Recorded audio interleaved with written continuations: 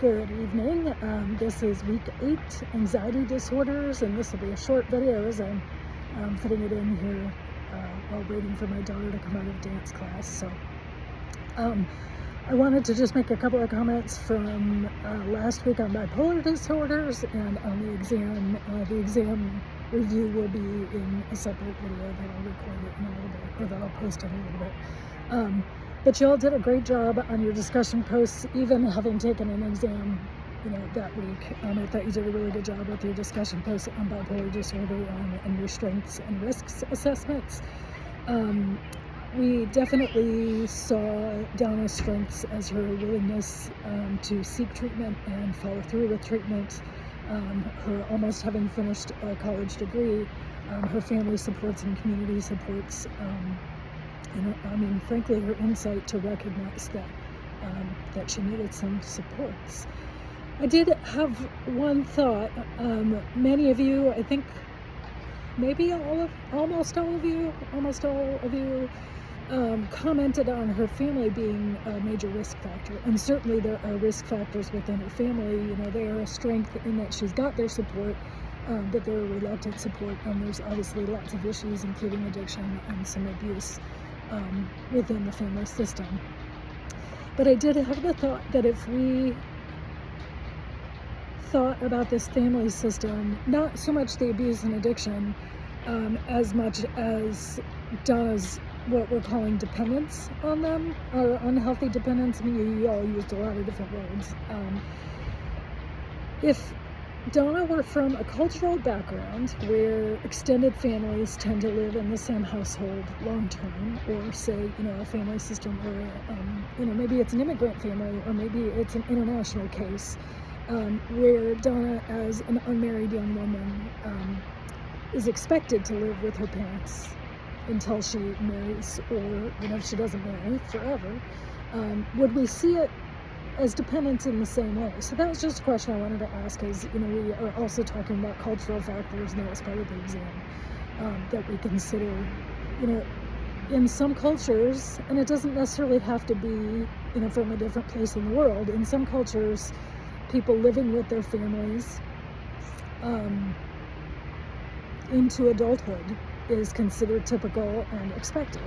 And so it's a valid question to ask yourself, is this based on my cultural perception of what is healthy, or what is, appropriate, or am I taking into consideration the person's culture, and that the expectations might be different? So just a thought on that. But otherwise, great job again with your posts and keeping up with that, even though you also took an exam last week.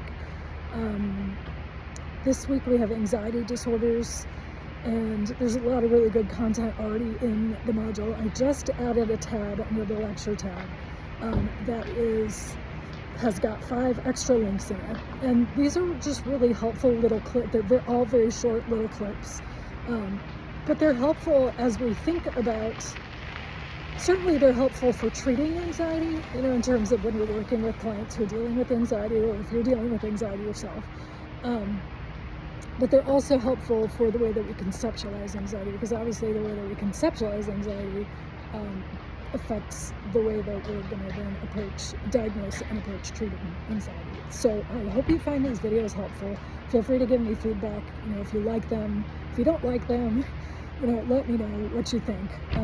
But based on the extra file that I set up last week for you all to put additional information about various disorders and treatment approaches in, I'm going to try to, over the next few weeks, be including some more of that content and information that helps us not just know how to diagnose things, but know how to approach them as well. So hopefully that's helpful. I think that's it for this week.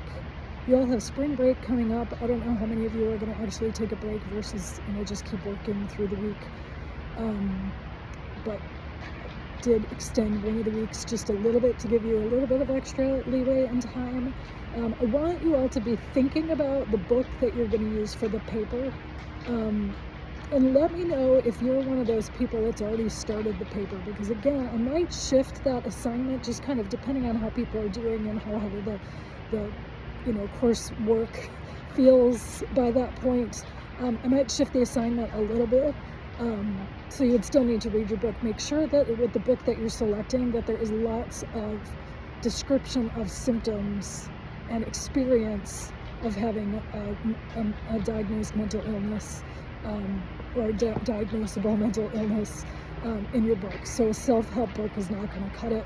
Something that just doesn't have a lot of detail or information about the person's experience isn't going to cut it.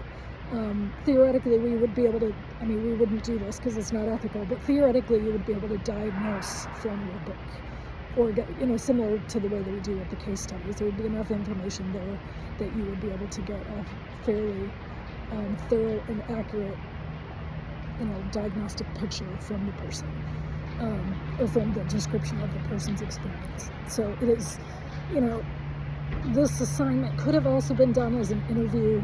I'm hesitant to do that, especially with your asynchronous context with somebody who lives with mental illness. Kind of swap off, doing a book or doing an interview. It's kind of, we alternate those assignments sometimes.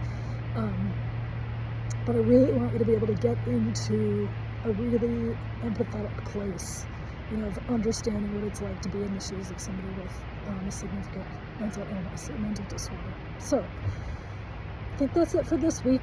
I will post the other video that I have from home, going through some of the answers to the questions. All of you did really excellently on the exam, and so hopefully you're not concerned about which, some of the questions that the answers weren't really clear. I will be totally honest and say that this exam is old enough, this is part of why I wanted to change it, that there is no answer key. It doesn't exist. And so I went through it just the way you did, going through the lecture content and the readings and those things to find the answers. But I did have some of the answers from another professor who uses some of those same questions. And so a few of the answers were a little bit nebulous, and that's what I talk about in the other video, just so that you can think through. Hopefully you're not concerned about getting those extra points, because you all did incredibly well. If there were a curve, it would be like an eighth of a point skewed. Y'all just did really, really well on this exam. So, but I will post that other video that talks about those few questions that were kind of like, it's sort of kind of the right answer, it's sort of kind of could be this other answer. And so you can take a look at that if you're curious. So, have a fantastic week.